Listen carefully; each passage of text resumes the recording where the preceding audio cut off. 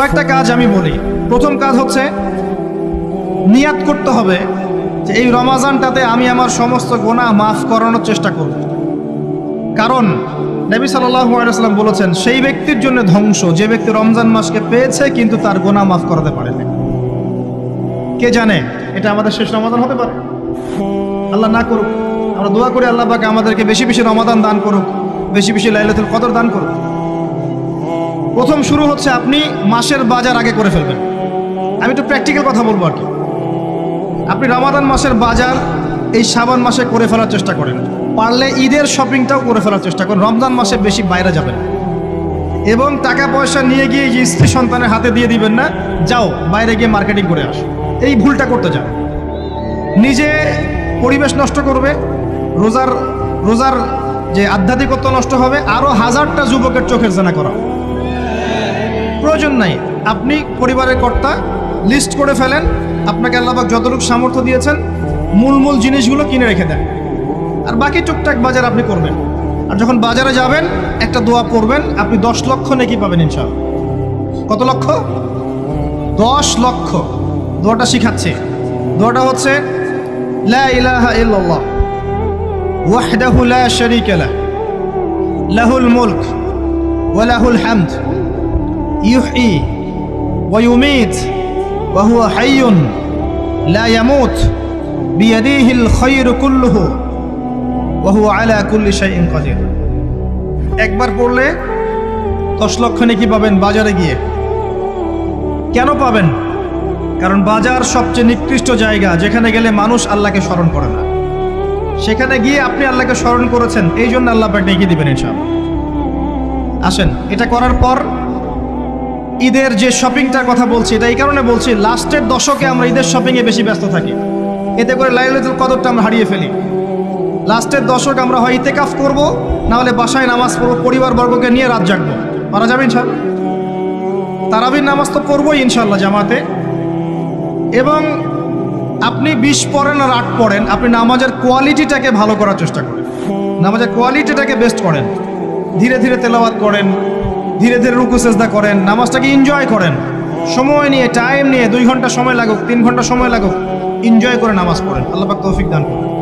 এরপর শেষ রাতে আবার ওঠেন, পরিবারবর্গকে নিয়ে নামাজে দাঁড়ান, একসাথে জামাত করে নামাজ পড়েন, পরিবারে নফল নামাজ পড়েন, বাসায় বরকত হবে ইনশাআল্লাহ। রাত জাগেন, বেশি বেশি দোয়া করেন, একটু তেলাওয়াত করেন, একটু জিকির করেন, তাসবিহ তাহলিল করেন, রাতটা কাটিয়ে দেন। শেষের দশকে মার্কেটে ঈদের শপিং করতে যায় না। ঈদের খুশি আছে, ঈদের আনন্দ আছে, ঈদে ভালো পোশাক পরবো, সব ঠিক আছে। এই খুশি কাদের জন্যে? কদ আফলাহা মান তাযাক্কা ওয়া যাকারা ইসমা রাব্বিহি ফাসাল্লা। কার জন্য ঈদের খুশি? যে ব্যক্তি রমজান মাসে আত্মশুদ্ধি অর্জন করতে পেরেছে, রোজা রেখেছে, যাকাত দিয়েছে, নামাজ পড়েছে, লাইলাতুল কদরে রাত জেগেছে, তারাবি পড়েছে, ইত্যাদি ইত্যাদি। এই ব্যক্তি আত্মশুদ্ধি অর্জন করেছে, এই ব্যক্তির জন্য ঈদের খুশি। যে রমজান মাসে সিনেমা দেখেছে, সিনেমার শুটিং করেছে, পর্নোগ্রাফি দেখেছে, সুদ খেয়েছে, শিরক করেছে, বেদাত করেছে, হারাম খেয়েছে, এর জন্য ঈদের খুশি। মানুষকে ঠকিয়েছে, ব্যবসায় মাল কম দিয়েছে, পণ্য মজুত করেছে, ইচ্ছা করে দ্রব্যের দাম বাড়িয়েছে, সরকারকে বিব্রত করেছে, জনগণকে দুর্ভিক্ষের দিকে ঠেলে দিয়েছে, এদের জন্য ঈদের খুশি? কখনো না। ঈদের খুশি তাদের জন্য যারা আত্মশুদ্ধি অর্জন করতে পেরেছে। আল্লাহ পাক বোঝার তৌফিক দান করুন, আমিন। এটা প্রথম টিপস দিলাম আপনাকে। এবার আসেন, আপনি রমাদানে প্ল্যান করবেন যে আপনার জীবনে বড় বড় পাপগুলো কি কি হয়েছে। এই পাপগুলো যদি মানুষের সাথে জড়িত হয়ে থাকে, আপনি মানুষের সাথে গিয়ে গিয়ে ক্ষমা নিয়ে নেবেন। কারো টাকা নিয়েছেন, দেন নাই, দিয়ে দিবেন। কারো সম্পত্তি পায়, দেন নাই, দিয়ে দিবেন। কারো হকটা নষ্ট করেছেন, গালি দিয়েছেন, গীবত করেছেন বা তহমত দিয়েছেন, অপমান করে ইত্যাদি, ক্ষমা চেয়ে নেবেন। রমাদান মাসে মানুষের হকটা দিয়ে দেন। আল্লাহর কাছে জড়িত যে পাপগুলো আছে, এটার জন্য ইস্তেগফার যথেষ্ট।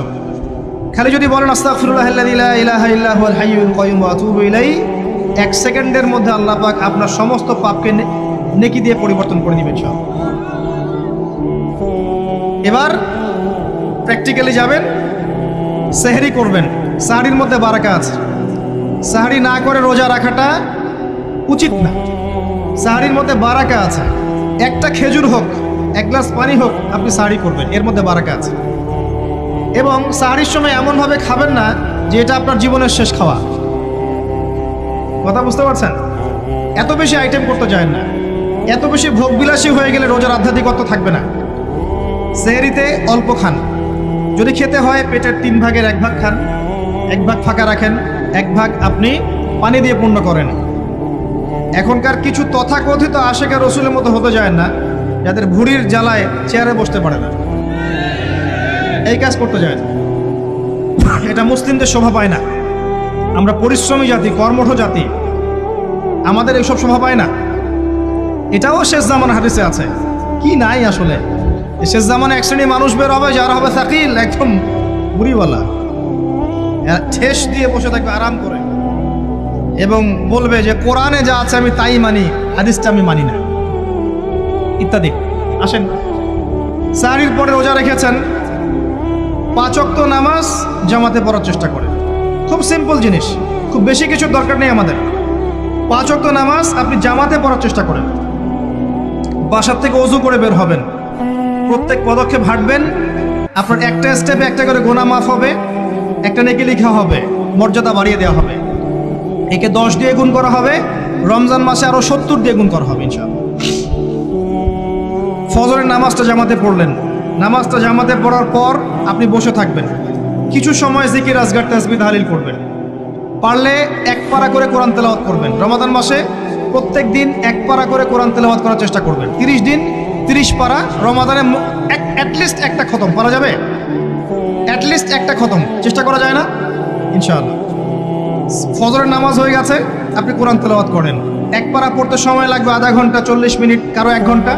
এরপর সূর্য উঠে যাবে, উঠে গেলে পরে আপনি 2 রাকাত ইশরাকের নামাজ পড়বেন, নামাজটা পড়ে বাসায় যাবেন।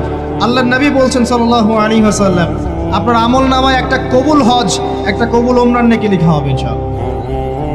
এবার রেস্ট করেন, বাসায় গিয়ে রেস্ট করেন। যখন ঘুমাবেন তখন ঘুমের সুন্নাহগুলো আদায় করেন।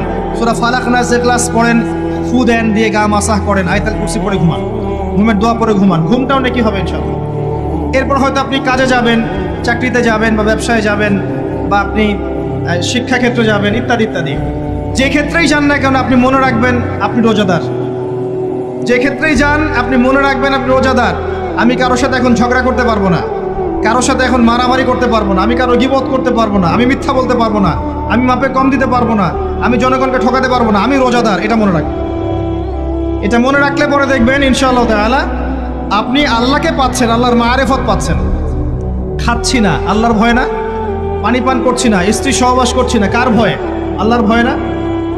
এত কঠিন কাজ করার পরেও রোজার নেকি পাওয়া যাবে না যদি রোজা রাখা অবস্থায় আমি মিথ্যা বলি, মাপে কম দেই, গীবত করি, সুদ খাই, জেনা করি, ইত্যাদি। নবী সাল্লাল্লাহু আলাইহি ওয়াসাল্লাম বলেছেন, সেই ব্যক্তির পানাহার ছেড়ে দেয় আল্লাহর কিচ্ছু যায় আসে না, যে ব্যক্তি রোজা রেখে অশ্লীল কাজ করেছে। মা বোনদেরকেও বলবো, রোজা রেখে যদি বেপরদায় চলেন রোজার কোনো দাম নাই। রোজা রেখেও যদি এমন কাপড় পরে চলেন যেই কাপড় পরা না পরে একই কথা, ঢাকা শহরের ফ্যামিনিস্ট মেয়েদের মতো জিন্স আর গেঞ্জি পরে ঘোরেন, রোজা রাখা না রাখা আপনার একই কথা। এটা রোজা হয়নি, উপবাস হয়েছে, উপবাস। ইকোনমিক সেকশন আমরা যারা আছি, আমরা যদি রোজা রেখেও সুদ খাই, আমার রোজা রাখা না রাখা আল্লাহর কিচ্ছু যায় আসে না। আমরা ধর্মীয় ক্ষেত্রে যারা আছি, জানা অনুযায়ী আমল যদি না করি, দিনকে দুনিয়ার স্বার্থে ব্যবহার করি, আমাদের রোজা রাখা না রাখায় কিছু যায় আসে না। আমরা যদি মিথ্যা বলি, অন্যের গীবত করি, অশ্লীল কাজ করি, গার্লফ্রেন্ডের সাথে সময় কাটাই, ওর সাথে কফি খেতে যাই, ডেটিং করতে যাই, এই যে ফেসবুকের মাধ্যমে চ্যাটিংয়ে প্রেম করি, ইউটিউবে অশ্লীল ভিডিও দেখি, পর্নোগ্রাফি দেখি, ইত্যাদি ইত্যাদি, এইসব রোজা রাখা না রাখা আল্লাহর কিচ্ছু যায় আসে না। আমি হাত জোর করে মিনতি করছি ভাই, খাওয়া পান করা, স্ত্রী সহবাস ছেড়ে দেওয়ার নাম রোজা নয়, এটার নাম রোজা নয়, এটা একটা অংশ রোজার মাত্র। রোজা রেখে আল্লাহর যাবতীয় হারাম ত্যাগ করলে পরে রোজা হবে ইনশাআল্লাহ। এই কাজগুলো করার চেষ্টা করি, আল্লাহ পাক তৌফিক দান করুন। রোজা রাখা অবস্থায় আপনি বেশি বেশি জিকির করবেন। কি করবেন? সুবহানাল্লাহ পড়বেন, আলহামদুলিল্লাহ পড়বেন, আল্লাহু আকবার পড়বেন, লা ইলাহা ইল্লাল্লাহ পড়বেন, লা হাওলা ওয়ালা কুওয়াতা ইল্লা বিল্লাহ পড়বেন হাসবি আল্লাহ ওয়া নি'মাল ওয়াকিল, সুবহানাল্লাহি ওয়া বিহামদিহি, সুবহানাল্লাহিল আযীম, সুবহানাল্লাহিল আযীম ওয়া বিহামদিহি, পড়বেন আস্তাগফিরুল্লাহ ওয়া আতুবু ইলাইহি, আস্তাগফিরুল্লাহ ওয়া আতুবু ইলাইহি, পড়বেন লা ইলাহা ইল্লাল্লাহ ওয়াহদাহু লা শারীকা লাহ লাহুল মুলকু ওয়া লাহুল হামদু ওয়া হুয়া আলা কুল্লি শাইইন কাদির। পারা যাবে না ইনশাআল্লাহ? বেশি বেশি পড়বেন। আরেকটা কাজ করবেন, প্রতিটা কাজ নবী সাল্লাল্লাহু আলাইহি ওয়াসাল্লামের সুন্নাহ মাফিক করার চেষ্টা করবেন। সুন্নাহ মাফিক, খাচ্ছেন তার সুন্নাহ মাফিক, টয়লেট করছেন তার সুন্নাহ মাফিক, ঘুমাচ্ছেন তার সুন্নাহ মাফিক। সুন্নাহর বইগুলো আছে না বাজারে, কিনে নেবেন।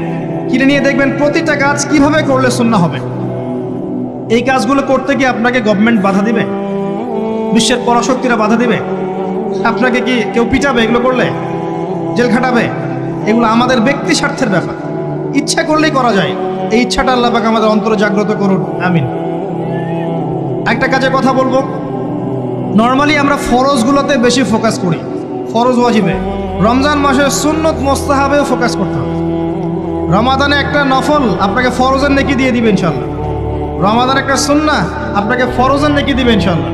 তো রমজান মাসে শুধু ফরজ নয়, একটু সুন্নাহ সালাতগুলো, নফল সালাতগুলো একটু বেশি বেশি পড়ার চেষ্টা করি, আল্লাহ পাক তৌফিক দেন। স্পেশালি একটা কাজ করার চেষ্টা করতে পারি, ওযু যখন ভেঙে যায়, টয়লেট করলেন ওযু ভেঙে গেল, সাথে সাথে হালকা করে ওযু করে ফেলার চেষ্টা করেন, সবসময় পবিত্র থাকার চেষ্টা করেন। বেলাল আল হাবাশি নাম শুনেছেন? রাদিয়াল্লাহু আনহু। নবী সাল্লাল্লাহু আলাইহি ওয়াসাল্লাম বলছেন, আমি যখনই জান্নাতে গিয়েছি বেলাল তোমার পায়ের শব্দ শুনেছি। সুবহানাল্লাহ। যেই বেলালকে উত্তপ্ত মরুভূমিতে শুইয়ে নির্যাতন করা হচ্ছে, সেই বেলাল বলছেন আহাদুন আহাদ। সেই বেলাল রাদিয়াল্লাহু আনহুর নামে শানে সূরা নাজিল হচ্ছে কুল হুয়াল্লাহু আহাদ। ওই বেলাল রাদিয়াল্লাহু আনহুকে নবী সাল্লাল্লাহু আলাইহি ওয়াসাল্লাম বলছেন, যখনই জান্নাতে যাই তোমার পায়ের আওয়াজ শুনি, তুমি কি এমন আমল করো যার কারণে এই মর্যাদা তোমার? বেলাল রাদিয়াল্লাহু আনহু বলছেন, আমি তো স্পেশাল তেমন কোনো আমল করি না, আপনারা যা করেন আমিও তাই করি, তবে আমার যখনই ওযু ভেঙে যায় আমি ওযু করি, আর আমি ওই ওযু দিয়ে 2 রাকাত নামাজ পড়ি। এটাকে তাহিয়াতুল ওযুর নামাজ বলে। রমজান মাসে করার চেষ্টা করি, আল্লাহ পাক তৌফিক দান করুন। আমরা অনেকে মসজিদে যাই, থাপ করে বসে পড়ি, করি না কাজটা? মসজিদে গিয়েছি, থাপ করে গিয়ে বসে পড়ি। মসজিদে গিয়ে 2 রাকাত নামাজ পড়ে বসা সুন্নত। মিনিমাম 2 রাকাত নামাজ পড়ে বসলে আপনি তাহিয়াতুল মসজিদের নেকি অর্জন করলেন, মসজিদের হকটা আদায় করলেন। ওই জায়গা আপনার জন্য সেজদার সাক্ষী থাকলো, কিয়ামতের মাঠে আপনার পক্ষে সাক্ষী দিবেন ইনশাআল্লাহ। এই সুন্নাহগুলো আমরা চর্চা করার চেষ্টা করি রমজান মাসে। রমজান মাসে দাড়িটা ছেড়ে দেন, দাড়িটা ছেড়ে দেন। এটা একমাত্র ভিজিবল সুন্নাত, দৃশ্যমান সুন্নাত, যেটা আপনার সাথে কবরে যাবে। যখন কাফন দেয়া হবে তখন দেখা যাবে না আমার সাথে আর কোন কোন সুন্নাহ আছে, এই একটা সুন্নতই দেখা যাবে আমার সাথে কবরে যাচ্ছে। কথা কি বুঝতে পারছেন? আর এটাকে আমরা এখন যত পারি মেয়ে হওয়ার চেষ্টা করছি। নবীজি বলেছিলেন শেষ জামানায় ছেলেরা মেয়েদের পোশাক পরবে আর মেয়েরা ছেলেদের পোশাক পরবে।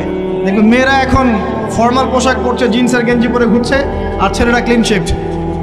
ছেলেরা মেয়েদের মতো গাল বানাচ্ছে। আর কোন সাইনের জন্য অপেক্ষা করছেন? নবীজি বলেছিলেন উঁচু উঁচু বিল্ডিং নির্মাণের প্রতিযোগিতা করা হবে। একবার এয়ারে ঢাকার কাছাকাছি আসবেন, এয়ারে তো সফর করেছেন আপনারা অনেকেই। যখন এয়ার ফ্লাই করে, টেক অফ করে বা ল্যান্ড করে, যখন ঢাকার কাছাকাছি, তখন উপর থেকে আপনি ঢাকাকে দেখবেন। কেন বলেছি this is the city of Akhiruzzaman? কেন বলেছি? নবীজি বলেছেন কিয়ামতের 2টা মেজর সাইন, 2টার মধ্যে একটা হচ্ছে আনতারাল হুফাতাল উরাতাল আলাতা রিয়াশাইয়া তাতাওয়ালুনা ফিল বুনিয়ান। যখন সমাজের দরিদ্র শ্রেণীর মানুষেরা, যাদের পায়ে স্যান্ডেল ছিল না, গায়ে কাপড় ছিল না, এরা উঁচু উঁচু বিল্ডিং নির্মাণের প্রতিযোগিতা করতে থাকবে, ফান্তাজিরিস সাআহ, তখন কিয়ামতের অপেক্ষা করতে থাকবে। আজকে থেকে 100 বছর আগে ছিল এগুলা? 200 বছর আগে ছিল? সুবহানাল্লাহ। আর কোন সাইনের জন্য অপেক্ষা করছেন? তিনি বলেছেন শেষ জামানায় women will dressed but still they will be naked। মহিলারা কাপড় পরবে, তারপরেও তারা নগ্ন থাকবে। আপনি ঢাকার শপিং মলে যান, আপনি দেখেন। আর কোন সাইনের জন্য অপেক্ষা করছেন? শুধু ঢাকা কেন, গ্রামগঞ্জে ছড়িয়ে পড়েছে এগুলো, এখন গ্রামেও ছড়িয়ে পড়েছে। গ্রামে আরো বেশি দেখা গেছে মাশাআল্লাহ। গ্রামে গিয়ে আমরা হতভাগ, সুবহানাল্লাহ।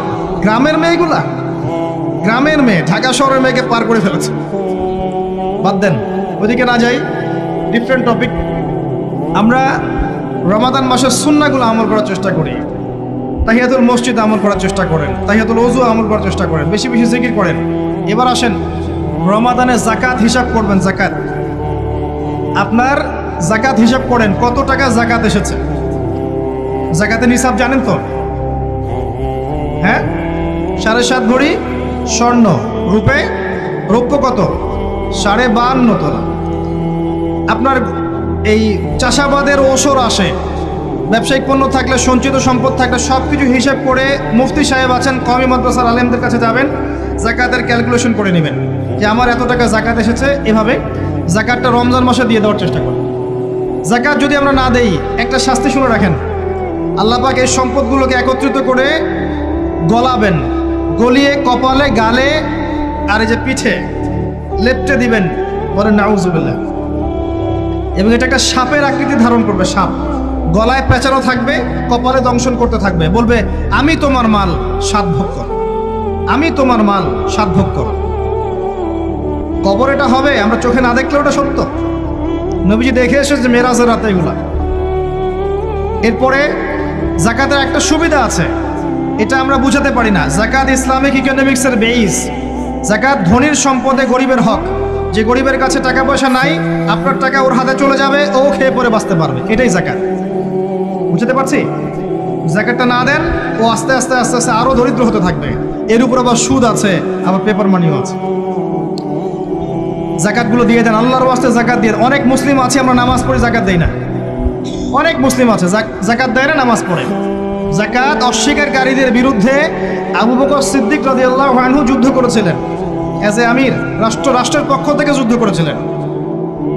আল্লাহ পাক আমাদেরকে জাকাত আদায় করার তৌফিক দান করুন। ফসল থাকলে ফসল, এর ওসর আসবে, ওসর এটা দিয়ে দিবেন। সেচের পানিতে হলে এক হিসাব, আর আপনার বৃষ্টির পানিতে হলে এক হিসাব। রমজান মাসে বেশি বেশি দান সাদাকা করবেন, বেশি বেশি মানুষকে দান সাদাকা করেন। পণ্যের দাম কমিয়ে দেন, মানুষকে সাদাকা করেন। প্রত্যেকটা দিন 10 টাকা, 20 টাকা, 100 টাকা সাদাকা করতে চেষ্টা করেন। এক একটা সাদাকা 70 গুণ বেড়ে যাবে ইনশাআল্লাহ। আমি আরেকটা নাসিহা করব, রমজান মাসে বেশি থেকে বেশি মানুষকে খাওয়ান, বেশি বেশি খাওয়ান, ইফতার করান। আমি বলি মসজিদগুলোতে প্রত্যেক দিন আসর থেকে মাগরিব পর্যন্ত দিনের কথাবার্তা আলোচনা করেন, তালিম করেন। আপনাদের কাছে বই আছে, মুনতাকা হাদিস আছে, ফয়জুল কালাম বই আছে, রিয়াদুস সালেহিন বই আছে, মেশকাত আছে, আলেম আছেন, ইমাম সাহেব আছেন। একটা বিশেষ বিষয় নিয়ে আলোচনা শুরু করেন, মাগরিব পর্যন্ত আলোচনা চলবে, সবাই মিলে ইফতার করেন। একটা ইসলামিক পরিবেশ গড়ে তোলেন, মানুষকে ইফতার করেন, বেশি বেশি ইফতার করেন। আপনার সামর্থ্য থাকলে, সামাজিক যদি পদমর্যাদা থাকে, সমাজের মানুষকে আপনি ইফতার করান, ইফতার পার্টি করে, ইফতার অ্যারেঞ্জমেন্ট করান। পার্টি বলা ঠিক না, আসলে ইফতার মাহফিল বলতে পারি আমরা। ইফতার মাহফিল করেন বেশি বেশি, মানুষকে ইফতার। একজন ব্যক্তিকে ইফতার করালে ওই ব্যক্তির রোজার নেকি আপনি পেয়ে যাবেন ইনশাআল্লাহ। প্রজেক্ট করেন, ইফতারের প্রজেক্ট করেন, মানুষের টাকাগুলো নেন, সংগ্রহ করে গরিবদের মাঝে ইফতার বিলিয়ে দেন। 2টা পদ্ধতি হতে পারে, আমি নিজেও করবো ইনশাআল্লাহ তাআলা। 2টো পদ্ধতি হতে পারে, ডেইলি বেসিসে ইফতার দিতে পারেন, অথবা মাসের বাজার করে দেন। এক মাসে কি কি লাগে, কতটুকু চাল, বুট, ডাল লাগে লিস্ট করেন, করে একটা ফ্যামিলিতে একটা প্যাকেট পাঠিয়ে দেন। দেখবেন পুরো ফ্যামিলি ইনশাআল্লাহ তাআলা রমজান মাসটা খেয়ে পরে বাঁচতে পারবে। এগুলো আমরা না করলে কারা করবো? অমুসলিমরা করবে? অমুসলিমরা করে করেই তো সবাইকে খ্রিস্টান বানাচ্ছে। কোথায় আছেন আপনি? সমাজ সেবা করে করে তো মানুষের ঈমান আমল হরণ করে ফেলছে, আর আমরা সমাজ সেবা করতে চাচ্ছি না। জি, আমরা গরিব মানুষের পাশে দাঁড়াচ্ছি না, ওরা গিয়ে দাঁড়াচ্ছে। দেখবেন মানুষ বলছে হ্যাঁ এই ধর্মটা ভালোই, আমি খ্রিস্টান হয়ে যাই। কত মানুষ যে খ্রিস্টান হয়ে যাচ্ছে আপনি জানেন? পরে বুঝবেন, যখন আমরা এই যে হাত বাঁধা, পায়ে পা রফুলে ইত্যাদি নিয়ে মারামারি করছি, কে কোন মাযহাব, কে কোন তরিকা, কার কোন ত্রুটি আছে, এগুলো নিয়ে আমরা সোশ্যাল মিডিয়ায় ঘাটাঘাটি করছি। এই সময়গুলোর মধ্যে এগুলো অনেক এগিয়ে গেছে। এরা আরও এসব এই খোরমা জিলাপি নিয়ে মারামারি করতে থাক, দেখবেন আস্তে আস্তে আস্তে আস্তে কোন দিকে চলে যায় পরিস্থিতি। গলার মধ্যে দড়ি দিয়ে ফাঁস লাগানো হয়ে গেছে, খালি টানা বাকি আছে। আরে এখন ঝগড়া করে বেড়াচ্ছে কোন আলেমের কোন সমস্যা। লাহুম কুলুবুন লা ইয়াফকাহুনা বিহা, আল্লাহ পাক বলেছেন সূরা আরাফ 179-তে। রমজান মাসে বেশি বেশি ইফতার করান, বেশি বেশি দান সাদাকা করেন। আর একটা কাজ বলে আমি শেষ করছি, রমজান মাসে পরিবারকে সময় দেন। পরিবারকে সময় দেন, পরিবারের হক আছে আমাদের উপরে। স্ত্রীকে সময় দেন, স্বামীকে সময় দেন, একসাথে ইফতার বানান। একটা পরিবেশ, একটা আনন্দ, একটা উৎসবের আমেজ যেন বিরাজ করে। ছোট ছোট বাচ্চা থেকে রোজা রাখতে উৎসাহিত করেন, সবাই একসাথে বসে একটা বড় প্লেটে ইফতার করেন। বাচ্চারা যখন বড় হবে তখন বলবে ছোটবেলায় আমরা বাবা মার সাথে এভাবে ইফতার করেছি, সংস্কৃতি লালন করেছি। পারিবারিক হৃদ্যতায় চলে আসেন, প্রতিবেশীকে ইফতার পাঠান, প্রতিবেশীকে ইফতার হাদিয়া দেন, মসজিদে একসাথে ইফতার করেন। তারপর রাতের বেলা তাহাজ্জুদে দাঁড়ান, তারাবিতে দাঁড়ান, তারাবির নামাজে ধীর স্থিরভাবে কেরাত করেন। ইমাম যাকে নিযুক্ত করবেন তাকে সুললিত কণ্ঠে কোরআন তেলাওয়াত করতে বলবেন, ধীর স্থিরভাবে, তাকে প্রেশার দিবেন না। তার দায়িত্ব নিয়ে নেন। ইমাম হাফেজদের পুরো মাসের দায়িত্ব নেন, তার পরিবারের দায়িত্ব নেন। একটা সম্মানজনক হাদিয়ার ব্যবস্থা করে দিবেন যাতে করে তারা নিশ্চিন্তে থাকে পুরো মাস, তাকে অন্যদিকে ফোকাস করতে না হয়। অন্য অন্য কান্ট্রিতে যখন কোনো সায়েন্টিস্ট থাকে তার পরিবারের দায়িত্ব পুরো রাষ্ট্র নিয়ে নেয়, সে ঠান্ডা মাথায় গেলে গবেষণা করবে। একই প্রসেস, আপনি আলেম ওলামা ইমাম হাফেজদের দায়িত্ব নিয়ে নেন, তার পরিবারের দায়িত্ব নিয়ে নেন। বা হুজুর আপনি আপনার কাজ করেন, আমরা আপনার পরিবার দেখছি। তাকে আপনি কোরআন তেলাওয়াত করতে দেন, কোরআন হিফজ করবে, মানুষকে কোরআন শেখাবে, তারাবির নামাজ পড়বে, ইমামতি করবে, মানুষকে দার্স দিবে, খুতবা দিবে। আসেন যে মেজর পয়েন্টটা বাকি আছে সেটা বলি। তার আগে এটাও বলি যে ইফতার করার সময় বেশি খাবেন না। যদি আপনি বেশি খান তাহলে আপনি তারাবির নামাজে দাঁড়াতে পারবেন। আর একটা মেজর কথা, এটা লাস্ট পয়েন্ট, সেটা হচ্ছে এই মাসে কি নাজিল হয়েছে ভাই, কোন কারণে এই মাসটা সম্মানিত। এই মাসে আল্লাহর কিতাবকে সময় দিতে হবে, এই কিতাবকে সময় দিতে হবে। আল্লাহ রাব্বুল আলামিন বলেছেন এই কিতাবের মধ্যে সব কিছুর সমাধান আছে। আল্লাহ পাক বলেছেন এই কিতাবে কোনো সন্দেহ নাই। আল্লাহ পাক বলেছেন এই কিতাব আমাদের জন্য সুসংবাদ এবং শেফা, আরোগ্য, রহমা। এখন একটু বসেন, একটু সময় নেন। এই কিতাব প্রথমত আপনাকে তিলাওয়াত করা শিখতে হবে। রমজান মাস আসার আগেই আপনি তিলাওয়াত করা শিখে ফেলেন। যদি না জানেন, রমজান মাসে পুরো এক মাস তাজবিদ শিখবেন স্থানীয় ইমামের কাছে, পারবেন না? এক মাসের মধ্যে কোরআন তেলাওয়াত শেখা সম্ভব, এক মাসে শেখা সম্ভব। বলছিলাম রমাদান মাস এবং লাইলাতুল কদরকে সম্মানিত করা হয়েছে একটা কারণেই, কারণ এই মাসে এই রাতে আল কোরআন নাজিল করা হয়েছে, এটাই কারণ। কোরআন কখন নাজিল হলো? যখন সমাজে সুদ আছে, মদ আছে, জেনা আছে, ব্যভিচার আছে, শিরক আছে, এরকম সমাজে প্রথম কি নাজিল হলো? পড়ো।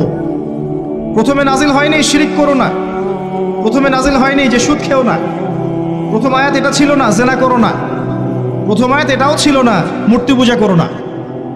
হ্যাঁ, প্রথম আয়াত কি? ইকরা, পড়ুন। আল্লাহ পাক বুঝাতে চাচ্ছেন সমাজের জাহিলিয়াতকে দূর করতে হলে লেখাপড়ার কোনো বিকল্প নাই, এবং সেই পড়াশোনাটা হতে হবে আল্লাহর ওহির আলোকে। যে ওহিটা আল্লাহ পাক নাজিল করেছেন এর বেসিসে আপনাকে পড়াশোনা করতে হবে। এই জ্ঞানটা দিয়ে আপনি সমাজ সংস্কার করতে পারবেন ইনশাআল্লাহ তাআলা। এর সাথে উপকারী জ্ঞানগুলো কি নিব না? অবশ্যই নিব। ওহির জ্ঞানের সাথে, কোরআন সুন্নাহর জ্ঞানের সাথে আমি ইতিহাসের জ্ঞান নিব, আমি পলিটিক্যাল সায়েন্সের জ্ঞান নিব, আমি দর্শনের জ্ঞান নিব, জিওপলিটিক্সের জ্ঞান নিব, প্রয়োজনে আমি সায়েন্সের জ্ঞান নিব, আমি কমার্সের জ্ঞান নিব, আর্টসের জ্ঞান নিব, মেডিকেল সায়েন্স পড়বো, ইঞ্জিনিয়ারিং পড়বো, সবই পড়বো। কিন্তু বেসিকটা কি হবে? কোরআন, সুন্নাহ, ইসলাম। এরপর আপনি ডাক্তার হন, ইঞ্জিনিয়ার হন, পলিটিশিয়ান হন, সামাজিক নেতা হন, প্রশাসনের ক্যাডার হন, আপনার জন্য মোবারকবাদ। আপনি যেখানেই যাবেন সেখানেই বরকত ছড়াবেন ইনশাআল্লাহ। যে পলিটিশিয়ানের ভিতরে তাকওয়া আছে তার দ্বারা দুর্নীতি সম্ভব না। যে প্রশাসনের কর্মকর্তার ভিতরে তাকওয়া আছে সে ঘুষ নিতে পারবে না, দুর্নীতি করতে পারবে না। যে আলেমের ভিতরে তাকওয়া আছে